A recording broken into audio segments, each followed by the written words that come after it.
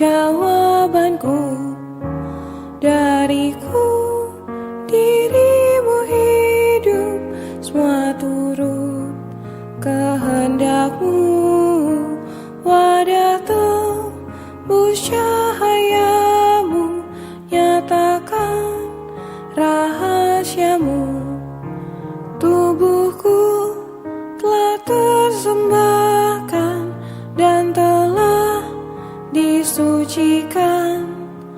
Moga cahaya mulia Tuhan dari diriku nyata. Bumi harus hikmat sunyi karena ku sembah diri. Jadi hamba Tuhan murni, siap terima perintah suci. Lemah lembut tenang hati, lepas dari mau diri, agar kehendakmu jadi apa yang Tuhan maui. Dariku dirimu hidup, Yesus kaulah hayatku. Atas segala soalku, Engkaulah jawabanku.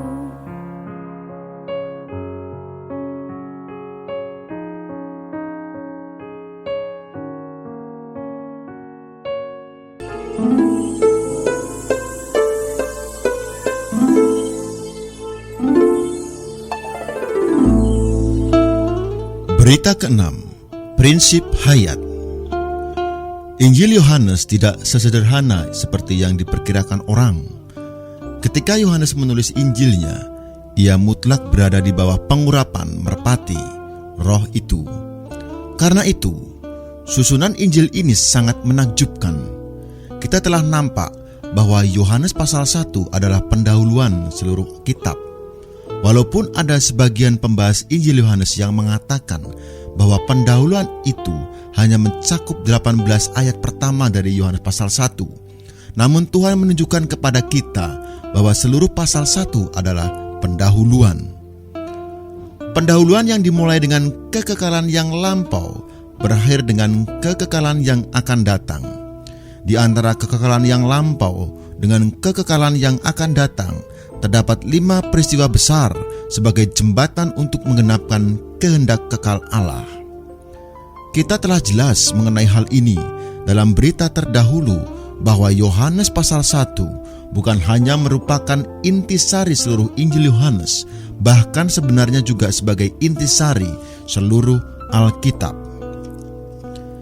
Setelah Yohanes memberikan pendahuluan yang sedemikian almuhid kepada kita, ia kemudian menampilkan beberapa peristiwa untuk menyatakan perkara hayat. Walaupun Yesus melakukan banyak mukjizat di depan murid-muridnya, Yohanes pasal 20 ayat 30-31, namun Yohanes hanya memilih 12 dari antara tanda-tanda mukjizat itu untuk menyatakan perkara hayat. Dimulai dengan peristiwa Nikodemus dalam Yohanes pasal 3 dan berakhir dengan kebangkitan Lazarus dalam Yohanes pasal 11. Yohanes menampilkan 9 peristiwa. Jika kita menambahkan peristiwa tentang diubahnya air menjadi anggur, dibersihkannya bait suci, serta dibasuhnya kaki-kaki murid-muridnya, semuanya ada 12 peristiwa. Bila Anda membandingkan catatan Injil Yohanes dengan Injil-Injil lainnya, Anda akan menemukan bahwa Injil-Injil lain mencakup banyak perkara yang tidak dituliskan Yohanes, dan bahwa Yohanes menulis banyak perkara yang tidak ditulis oleh Injil-Injil lain. Contohnya, Matius, Markus, dan Lukas tidak mengatakan tentang diubahnya air menjadi air anggur. Bahkan mereka pun tidak mengetengahkan percakapan antara Tuhan dengan Nikodemus mengenai kelahiran kembali. Jangan mengira perbedaan ini adalah kebetulan. Tidak, tiap-tiap Injil telah direncanakan dengan seksama oleh penulis ilahi itu. Manusia menulis Injilnya dengan tujuan yang khusus untuk membuktikan bahwa Yesus itulah Raja dan Kristus. Untuk itu, Matius memilih beberapa kejadian dan peristiwa dalam kehidupan Kristus yang menunjukkan bahwa Yesus itu Raja Israel dan Kristus Allah. Karena tujuan Lukas ialah menyatakan bahwa Yesus itu juru selamat umat manusia, maka ia memilih peristiwa-peristiwa yang membuktikan bahwa Yesus itu juru selamat. Misalnya, kisah anak yang hilang tercatat dalam Injil Lukas, tetapi tidak dalam Injil Matius dan Markus atau Yohanes. Apa sebabnya kisah ini ditulis dalam Injil Lukas? Karena kisah ini membuktikan bahwa Yesus itu juru selamat. Peristiwa lain yang hanya tercatat dalam Injil Lukas ialah kisah penyamun yang disalib bersama Tuhan, yang memohon agar Tuhan ingat akan dia apabila ia datang sebagai Raja. Lukas pasal 23 ayat 39-43. Lukas memberitahu kita pula jawaban Tuhan kepada penyamun yang menghadapi ajalnya itu adalah, "Hari ini juga engkau akan ada bersama-sama dengan aku di dalam Firdaus." Lukas pasal 23 ayat 43. Baik Matius, Markus maupun Yohanes tidak memberitakan peristiwa ini. Dalam peristiwa yang sama, semua peristiwa yang dicatat oleh Yohanes itu membuktikan bahwa Kristus itu hayat untuk memenuhi keperluan kita. Berdasarkan prinsip ini, kita harus tahu bahwa peristiwa diubahnya air menjadi anggur, Yohanes pasal 2 ayat 1-11, bukan sekedar sebuah cerita, melainkan mempunyai arti rohani yang mengandung makna khusus. Sekarang, kita perlu mencari dan menemukan makna rohani peristiwa ini.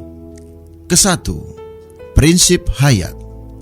Mengubah maut menjadi hayat. Kali pertama saya mendengar cerita Yesus mengubah air menjadi anggur, saya tidak mengerti arti di balik peristiwa ini. Selang beberapa waktu, barulah saya paham ini bukan hanya cerita, melainkan suatu kejadian yang Tuhan Yesus lakukan untuk mengetengahkan prinsip hayat. Apakah prinsip hayat itu? Prinsip hayat ialah mengubah maut atau kematian menjadi hayat.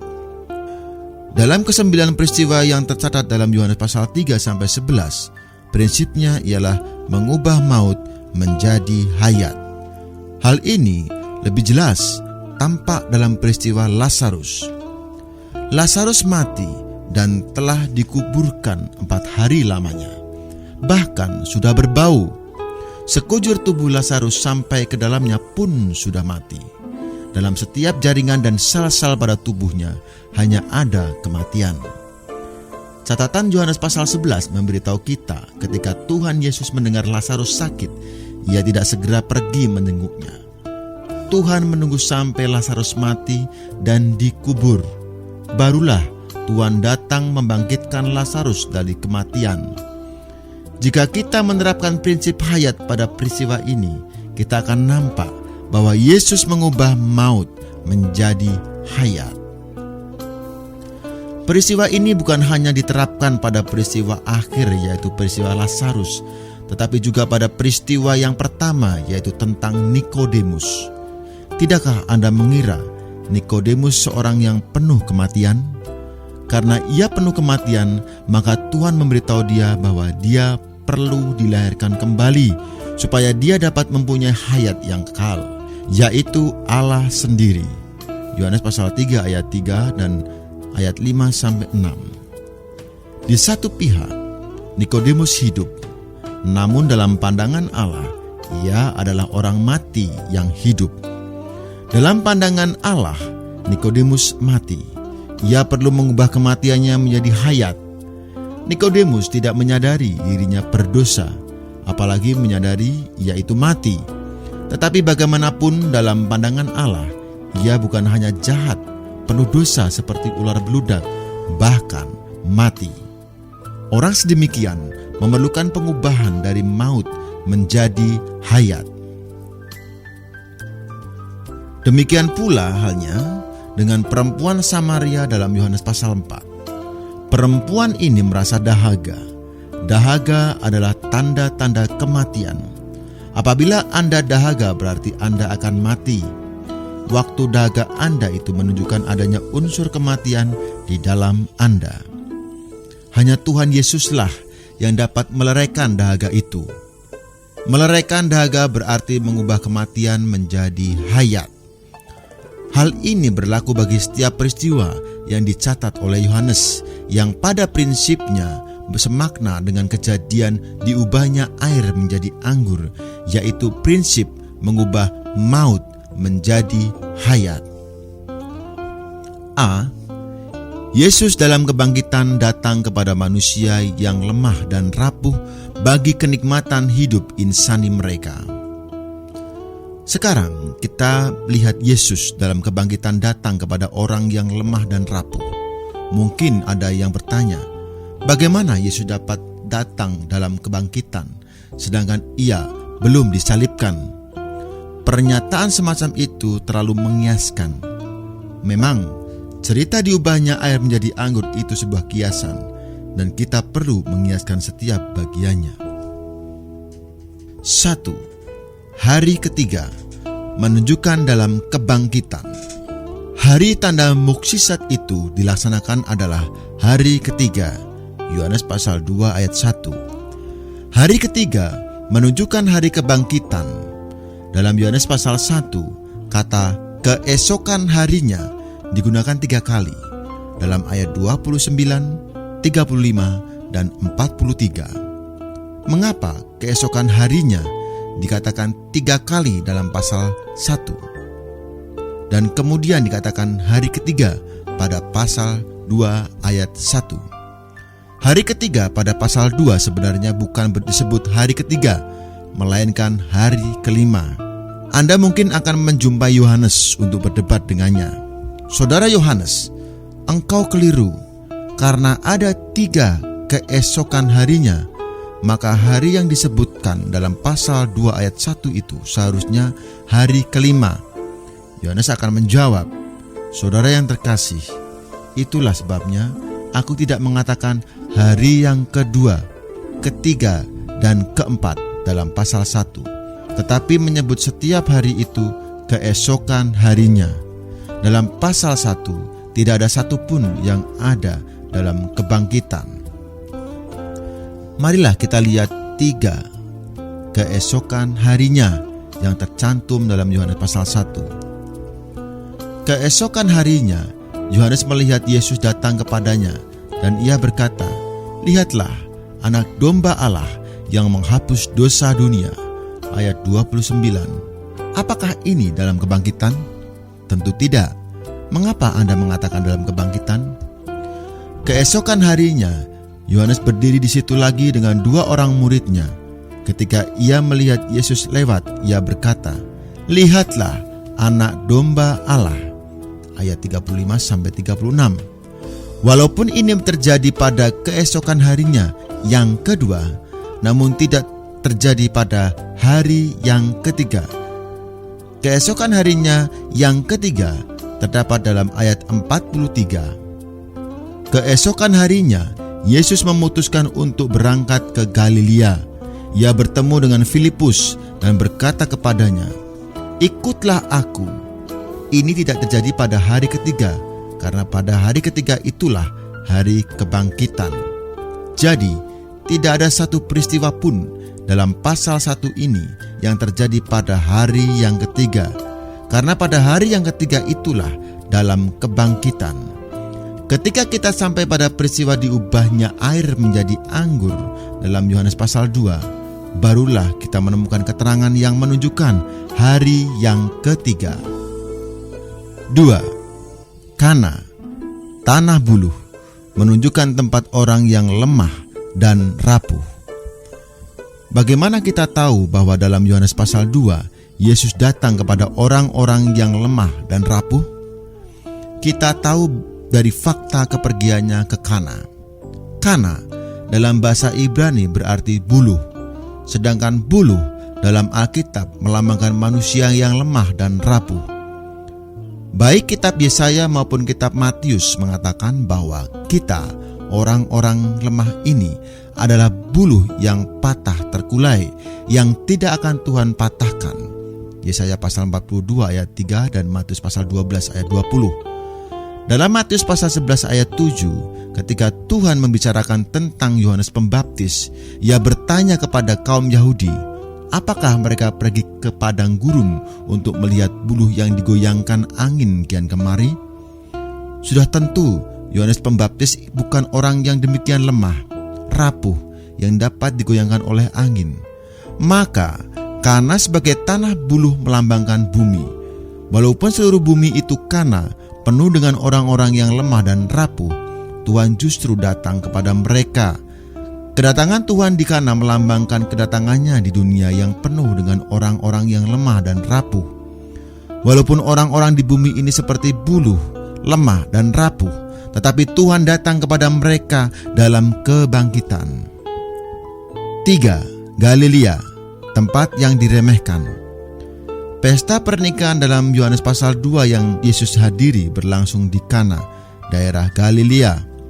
Galilea adalah tempat yang diremehkan. Galilea melambangkan kondisi dunia yang rendah dan hina. 4. Pernikahan melambangkan kelangsungan hidup manusia. Pesta pernikahan melambangkan kenikmatan hidup manusia. Kita harus mengiaskan pernikahan dan pesta pernikahan. Pernikahan sangat penting dan bermakna dalam hidup manusia. Tanpa itu, hidup manusia akan terhalang. Apabila Anda melenyapkan pernikahan, berarti Anda mengakhiri hidup manusia. Pernikahan melambangkan kelangsungan hidup manusia. Pesta pernikahan melambangkan apa? Melambangkan kenikmatan dan kesenangan hidup manusia. Di bumi tidak ada Di bumi tidak ada suasana yang lebih gembira daripada suatu pernikahan. Pernahkah Anda melihat orang meratap tangis pada saat pernikahan? Jika Anda menangis sedemikian dalam suatu pernikahan, itu menunjukkan bahwa Anda tidak sopan dan tidak beradab. Tetapi pada saat Anda menghadiri pemakaman, tidak seharusnya Anda bersukaria. Dalam pernikahan, bagaimanapun kondisi Anda harus bersukaria. Menurut kebudayaan manusia, pernikahan adalah suatu kesempatan yang sangat bahagia. 5. Anggur mengacu kepada hayat manusia, melambangkan faktor untuk kenikmatan ini. Pesta pernikahan pada zaman dulu maupun sekarang, baik di timur maupun di barat, terutama tergantung pada arak anggur. Ini melambangkan bahwa segala kesenangan manusia tergantung pada hayat. Arak anggur berbeda dengan air, karena arak anggur berasal dari anggur, sesuatu yang hidup. Arak melambangkan hayat, sebab arak anggur itu hayat anggur. Karena itu, kenikmatan manusia tergantung pada hayat manusia. Ketika hayat itu tamat, semua kenikmatan pun habis. B. Hayat manusia mereka habis, dipenuhi dengan kematian. Meskipun pesta pernikahan itu merupakan suatu suasana yang sangat menyenangkan, tetapi kesenangan itu hanya sementara. Tidak ada pesta pernikahan yang berlangsung lama.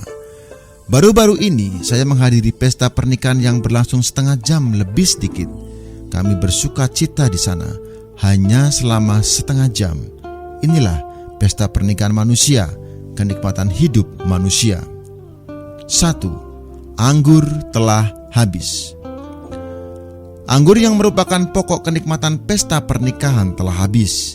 Yohanes pasal 2 ayat 3. Ini melambangkan bahwa kenikmatan hidup manusia akan tamat saat hayat manusia berakhir. Ketika anggur habis, sukaria pesta pernikahan pun tamat. Ini bukan hanya menunjukkan bahwa kenikmatan hidup telah berlalu, bahkan hayat manusia pun berakhir. Betapapun banyaknya kenikmatan Anda dalam kesenangan, ketika hayat manusia Anda tamat, semua kenikmatan manusia Anda pun tamat. Betapapun baiknya istri Anda, suami Anda, orang tua dan anak-anak Anda, atau pekerjaan Anda, kesenangan Anda tetap akan tamat saat hayat Anda berakhir. Ketika anggur habis, perjamuan pun akan usai. karena perjamuan tergantung pada anggur. Semua kenikmatan Anda tergantung pada hayat Anda. Bila hayat Anda tamat, kenikmatan Anda pun berakhir. Tak peduli Anda dalam pesta pernikahan yang manapun, apabila hayat Anda habis, berakhirlah pesta pernikahan Anda dan kenikmatan Anda pun tamat. Itulah yang terjadi pada hari itu di Kana, Galilea. Percayakah Anda bahwa sebelum Tuhan Yesus pergi ke Kana, Ia telah tahu terlebih dulu bahwa anggurnya akan habis? Tentu Ia telah mengetahui sebelumnya, sebab justru untuk itulah Ia pergi ke Kana.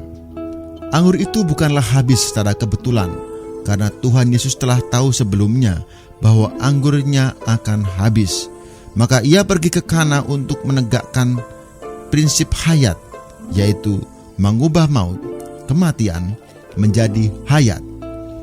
Dengan datangnya Tuhan ke perjamuan, Ia menanggulangi dan menyingkirkan keadaan itu. Tuhan Yesus menyingkirkan maut dari situasi manusia dengan mengubahnya menjadi hayat, seperti Elisa mengubah air asin menjadi manis. 2 Raja-Raja 2 ayat 19-22. Ketika Tuhan Yesus datang ke dunia, Ia menjumpai keadaan manusia yang penuh kenikmatan, namun tidak bertahan lama. Ia datang pada saat kematian hayat manusia mengakhiri semua kenikmatan manusia. Pengubahan air menjadi anggur adalah suatu lambang yang harus dipahami secara kiasan. Misalnya, jika usia kita sudah 60 tahun lebih, berarti kita telah mendekati waktu habisnya anggur. Ketika anggur kita hampir habis, kita sadar bahwa perjamuan nikah kita akan segera berlalu. Namun puji Tuhan, pada saat itulah Tuhan datang ke dalam situasi kita. Dalam perjamuan nikah kita ada Tuhan. Kita tidak perlu khawatir, Ia dapat mengubah air menjadi anggur. 2. 6 tempayan. Sebelum melakukan mukjizat, Tuhan menyuruh orang mengisi tempayan dengan air. Yohanes pasal 2 ayat 6-7. Tempayan itu terbuat dari batu. Semuanya ada 6. Angka 6 mewakili manusia yang tercipta, karena manusia diciptakan pada hari ke-6. Kejadian pasal 1 ayat 27 dan 31. Jadi, ke-6 tempayan itu melambangkan manusia alamiah yang diciptakan pada hari ke-6. Dikatakan secara alamiah, kita tak lain hanyalah tempayan, bejana untuk memuat sesuatu. Kita ini tempayan yang terletak di Kana, tanah buluh, penuh dengan orang-orang yang lemah dan rapuh. Kita adalah tempayan di Kana, lemah dan rapuh. 3. Pembasuhan dengan air menurut adat orang Yahudi. Tempayan air digunakan untuk pembasuhan menurut adat orang Yahudi. Yohanes pasal 2 ayat 6. Ini suatu pelaksanaan agama Yahudi. Pembasuhan dengan air menurut adat orang Yahudi melambangkan usaha agama untuk membersihkan manusia dengan praktek-praktek tertentu yang mati. Orang-orang Yahudi kuno memperhatikan pembasuhan dan pengkudusan diri mereka dalam menyembah Allah. Sebaliknya, Tuhan mengubah maut menjadi hayat. Tata cara pengudusan dengan air adalah secara lahiriah, tidak ada hayat. Namun Tuhan mengubah maut menjadi hayat adalah dari dalam dan penuh dengan hayat. 4. Mengisi tempayan dengan air. Tuhan menyuruh pelayan mengisi tempayan-tempayan dengan air, dan mereka mengisinya sampai penuh. Yohanes pasal 2 ayat 7. Apa artinya ini? Kita akan nampak ini melambangkan bahwa manusia penuh dengan kematian. Tempayan adalah manusia yang diciptakan pada hari ke-6, penuh dengan air kematian. C. Yesus mengubah kematian mereka menjadi hayat yang kekal. 1. Air melambangkan kematian. Tuhan menyuruh orang mengisi 6 tempayan dengan air, menunjukkan bahwa manusia alamiah penuh dengan kematian. Air mempunyai 2 arti kiasan dalam Alkitab. Ada yang mewakili hayat, Yohanes pasal 4 ayat 14 dan pasal 7 ayat 38. Ada pula yang mewakili maut, Kejadian pasal 1 ayat 2 dan ayat 6, Keluaran pasal 14 ayat 21, dan Matius pasal 3 ayat 16. Air dalam Kejadian pasal 1 dan air baptisan melambangkan kematian. Air di sini juga melambangkan maut. Semua bejana batu penuh dengan air, berarti seluruh umat manusia secara alamiah penuh dengan maut. Seperti tempayan diisi air hingga penuh, kita pun dulu penuh dengan kematian. 2. Arak anggur ialah sari hayat anggur yang melambangkan hayat. Tuhan Yesus dengan ajaib mengubah air kematian ini menjadi anggur. Yohanes pasal 2 ayat 8-9. Tanda mukjizat ini bukan hanya menunjukkan bahwa Tuhan Yesus dapat menjadikan apa yang tidak ada menjadi ada, Roma pasal 4 ayat 17. Bahkan ia pun dapat mengubah maut menjadi hayat. Dengan sangat ajaibnya, Tuhan mengubah air menjadi anggur. Ini melambangkan bahwa ia mengubah kematian kita menjadi hayat. Air melambangkan maut, sedangkan arak anggur melambangkan hayat. Ketika Tuhan mengubah air kita menjadi anggur, maka anggur dalam perjamuan nikah kita itu tidak akan habis, karena kita telah dilahirkan kembali. Hayat dan kenikmatan rohani akan berlangsung selamanya. Kita akan mempunyai perjamuan nikah yang kekal, yang tidak akan tamat. Perjamuan ini bukan dalam hayat asal kita, melainkan dalam hayat baru yang kita terima melalui kelahiran kembali. Bahkan, pemimpin pesta merasakan bahwa arak yang baru itu lebih baik daripada yang sebelumnya. Yohanes pasal 2 ayat 9-10. Demikian kita pun akan merasakan bahwa hayat yang kita terima melalui kelahiran kembali jauh lebih baik daripada hayat alamiah kita. Hayat kita yang dulu dilambangkan oleh anggur yang jelek, sangat banyak kurangnya. Tuhan tidak memberi kita yang baik lebih dulu, tetapi yang baik belakangan. Hayat yang pertama, hayat manusia yang tercipta adalah hayat yang kurang baik. Hayat kedualah yang paling baik, kudus dan kekal. Hayat ini yang paling baik, sebab ini adalah hayat Allah sendiri dalam Kristus. Dengan demikian, sukacita kita akan bertahan sampai selama-lamanya. Kita memiliki kenikmatan kekal, sebab Kristus telah memindahkan kita dari maut ke dalam hayat. Ia, sebagai hayat kekal kita, dapat mempertahankan kesenangan dan kenikmatan kita sampai selama-lamanya. Suatu perjamuan nikah baru dimulai ketika kita diselamatkan dan tidak akan tamat. Selalu terdapat sukacita dan perjamuan nikah di dalam kita, sebab kita mempunyai anggur ilahi, yakni hayat ilahi, Tuhan sendiri. Kita semua memiliki pengalaman sedemikian ini. Sebelum kita diselamatkan, kita adalah tempayan yang penuh dengan air maut.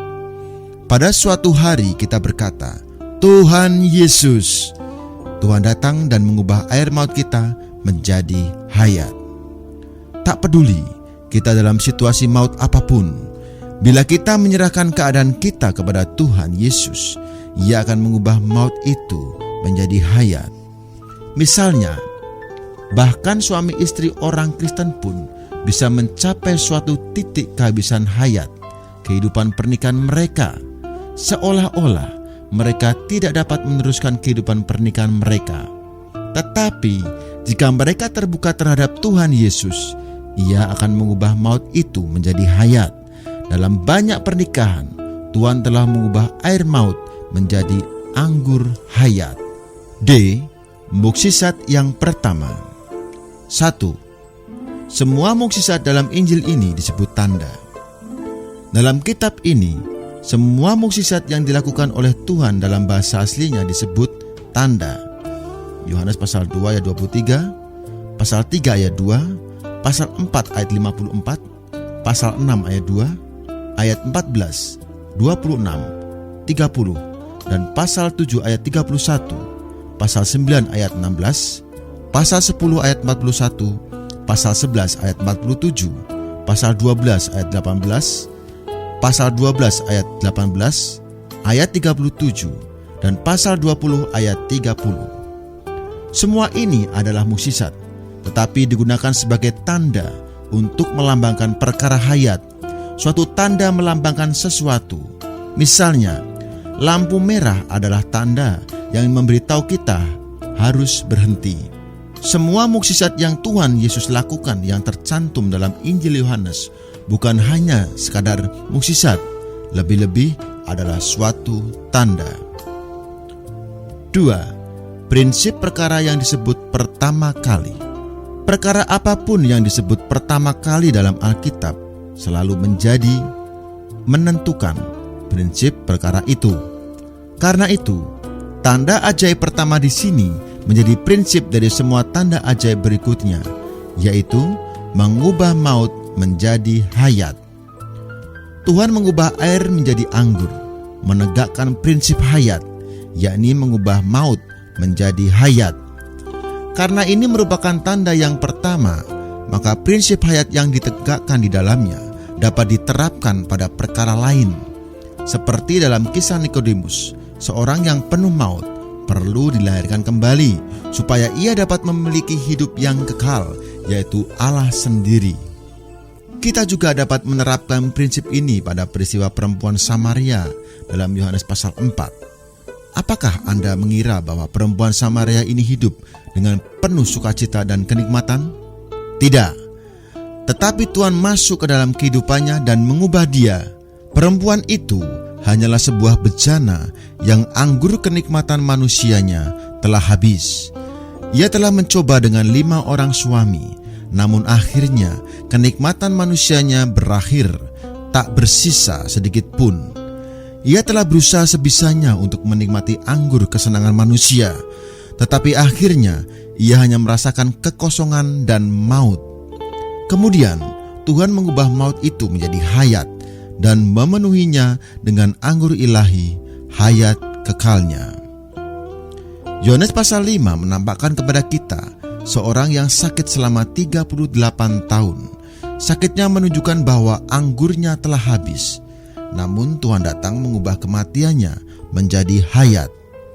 Dalam pandangan Tuhan, ia bukan hanya sakit, bahkan mati. Sebab dalam ayat 25, Tuhan mengatakan bahwa orang mati yang mendengar suaranya akan hidup. Ia bukan hanya orang yang sakit yang disembuhkan oleh Tuhan, tetapi juga orang mati yang dibangkitkan oleh Tuhan. Ia bahkan lemah dan mati dalam agama. Boleh jadi agama itu sangat baik, namun menuntut kekuatan. Bagaimana mungkin orang yang mati mempunyai kekuatan? Alhasil, jika bersandar pada agama, ia tidak dapat berbuat apapun, sebab anggurnya telah habis. Namun, Tuhan datang menegakkan prinsip mengubah maut menjadi hayat, seperti yang telah kita lihat pada tanda yang pertama. Kita pun dapat menerapkan prinsip ini pada peristiwa-peristiwa lain. Orang banyak yang kelaparan dalam Yohanes pasal 6 menunjukkan bahwa kenikmatan manusia telah habis, tetapi Tuhan datang kepada mereka sebagai roti hayat. Perempuan yang berdosa dalam Yohanes pasal 8 juga adalah orang yang anggur kenikmatannya telah habis. Orang buta dalam Yohanes pasal 9 juga tidak mempunyai kenikmatan hidup manusia. Lebih-lebih, peristiwa Lazarus dalam Yohanes pasal 11. Butir-butir penting peristiwa Lazarus prinsipnya sama dengan peristiwa yang pertama, yaitu perjamuan nikah di Kana. Pada peristiwa yang pertama, terdapat kenikmatan perjamuan nikah. Dalam peristiwa Lazarus, terdapat sukacita kasih keluarga antara Lazarus dan kedua saudara perempuannya. Dalam perjamuan nikah, anggur telah habis. Pada peristiwa Lazarus, hayat manusia telah habis. Lazarus mati, menunjukkan bahwa anggur hayat manusia telah habis. Prinsip hayat dalam kedua peristiwa ini mutlak sama. Tuhan datang ke kedua situasi ini dan mengubah maut menjadi hayat. Karena itu, prinsip hayat yang ditegakkan dalam peristiwa pengubahan air menjadi anggur dapat diterapkan pada setiap peristiwa dalam Injil Yohanes. Dalam Alkitab, dikatakan secara tanda, pohon hayat adalah sumber hayat dan pohon pengetahuan adalah sumber maut, seperti yang diwahyukan dalam Kejadian pasal 2 ayat 9 dan 17.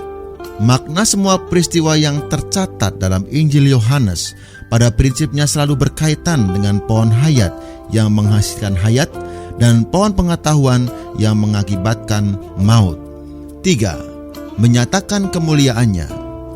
Ayat 11 mengatakan bahwa dalam mukjizat yang pertama yang dilakukan Yesus di Kana, Galilea, menyatakan kemuliaannya dan murid-muridnya percaya kepadanya.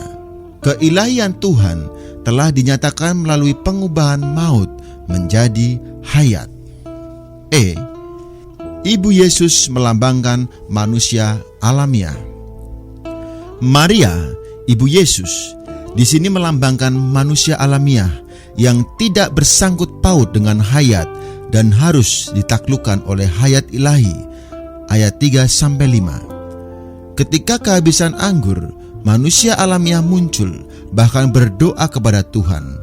Ketika Maria memberitahu Tuhan, mereka kehabisan anggur. Kata Yesus kepadanya, "Mau apakah engkau dari aku, ibu? Saatku belum tiba." Ayat 3-4. Seringkali kita sama seperti ibu Yesus.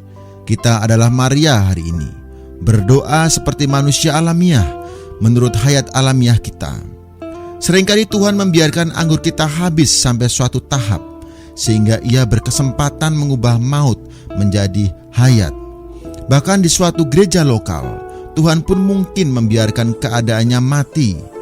Dalam keadaan itu, manusia alamiah akan berdoa, "Ya Tuhan, berbuatlah sesuatu untuk menolong situasi ini." Jika Anda berdoa demikian, Tuhan akan berpaling kepada Anda dan berkata, "Mau apakah engkau daripadaku? Engkau tidak ada sangkut pautnya dengan aku dalam hal ini." Hampir semua dari kita akan berbuat sama seperti Maria. Kemudian, apa yang harus kita lakukan? Kita tidak perlu berbuat apa-apa. Biarlah kematian muncul sampai ke permukaan. Barulah Tuhan Yesus akan masuk. Kita semua harus mengakui bahwa ada banyak doa kita yang tak terjawab. Misalnya, banyak saudara yang telah menikah berdoa bagi istri mereka, "Ya Tuhan, Engkau tahu istriku Tuhan, Engkau harus mengubahnya." Doa macam apakah ini? Inilah doa Maria, doa manusia alamiah. Janganlah berdoa seperti itu. Biarlah kematian dalam istri Anda muncul sampai ke permukaan. Biarlah Lazarus mati dan dikuburkan. Barulah Tuhan Yesus datang membangkitkannya dari kematian. Biarlah istri Anda seperti Lazarus, mati, dikuburkan, dan mulai membusuk. Bila Anda demikian, Tuhan Yesus akan datang dan mengubah maut menjadi hayat. Saya sering menerima surat dari perorangan atau gereja yang meminta bantuan. Katanya, "Saudara, kami begitu lemah. Datanglah membantu kami." Bila saya menerima surat semacam ini, saya berkata, "Anda lemah, namun Anda belum mati. Bahkan jika Anda mati, Anda pun belum mulai berbau." Kita perlu menunggu hingga keadaan maut itu sampai ke permukaan. Barulah Tuhan Yesus akan masuk mengubah kematian menjadi hayat. Segala sesuatu yang Tuhan lakukan selalu menurut prinsip ini, yakni mengubah maut menjadi hayat. Amin.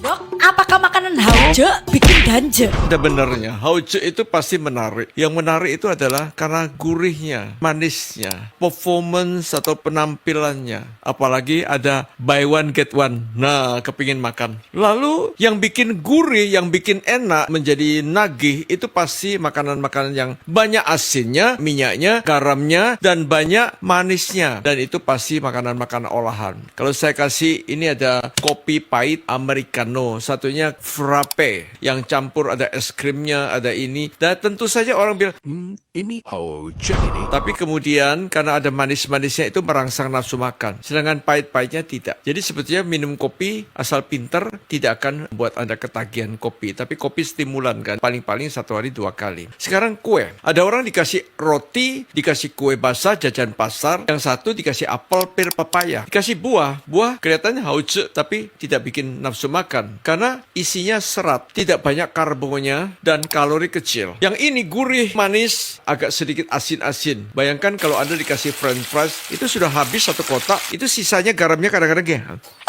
Nah, itu bikin kance. Jadi hauce itu biasa bikin kance, pingin makan terus. Banyak daripada orang jadi ketagihan lantaran makanan ultra proses seperti ini. Banyak garam, manis, dan banyak minyaknya. Jauhi seperti ini, pilihlah yang ini. Yang gurih-gurih, ada sayur, ada buah.